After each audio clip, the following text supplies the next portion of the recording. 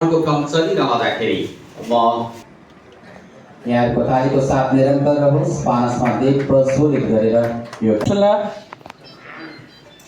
र उहाँहरूको मनोबल बढ्ने काम जुन उहाँहरू गर्नुभयो, आउने दिनमा उहाँहरूको उज्जवल भविष्यको कामना गर्नुभयो र विद्यार्थी भाइ बहिनीहरू के आफ्नो एम र उहाँले सोचेको सबै कुरा पुरा हुन्छ भनेर उहाँहरूले चाहिँ आज जुन कार्यक्रम मार्फत देखाउनु भयो, म यो समाजलाई राम्रो गर्न कुनै पनि क्षेत्रमा उहाँहरूले अग्रता लिएर उहाँहरूले बढ्नुहुन्छ। आज विद्यार्थीको एउटा यस्तै मनोबल बढ्दै गयो भने भोलि समाज पनि लाई राम्रो हुन्छ र हाम्रो सहरलाई, गाउँलाई, भोलि हाम्रो मुलुकलाई पनि राम्रो हुनेछ।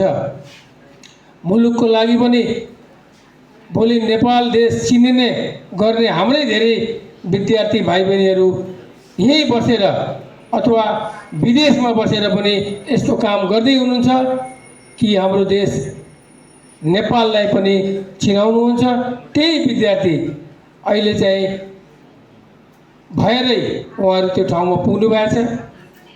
आज एउटा उहाँहरूको सुरुवात भएको छ।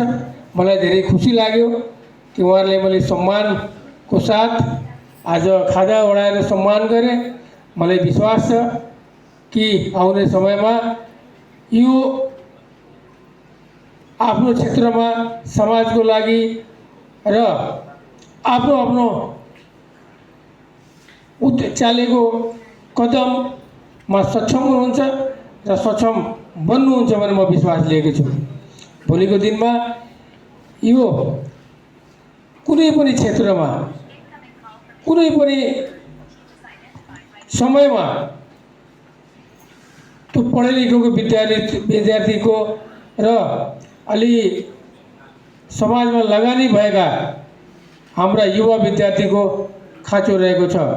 त्यो आउने समयमा मलाई लाग्छ कि यस्तै हामीले प्रोत्साहन गऱ्यौँ भने धेरै पढाइप्रति कम रुचि भएका युवा विद्यार्थी भाइ बहिनीहरूलाई अझै रुचि बढ्ने हो। किनकि हामीले समय समयमा उत्साहपूर्वक सम्मान गर्दै आयो भने मलाई लाग्छ कि उहाँहरूको हिम्मत बढ्नेछ। पनि आर्थिक प्रेसर हुनु हुँदैन। मैले धेरै सुन्दै गरेको छु, यो हाम्रो जुन अहिले यहाँ यो हलभित्र हामीले बसेका छौँ, अभिभावक पनि हुनुहुन्छ र स्कुलका संस्थापक र प्रिन्सिपल पनि हुनुहुन्छ। हामीलाई चाहिँ यो कुरा एकदमै संवेदना गर्नुपर्छ। आफूमा अभिभावकले पनि बुझ्नुपर्ने हो, स्कुल चल्छ, स्कुललाई चाहिँ हामीले समय समयमा जे दिनुपर्छ त्यो हामीले समयमै दिनु पर्यो।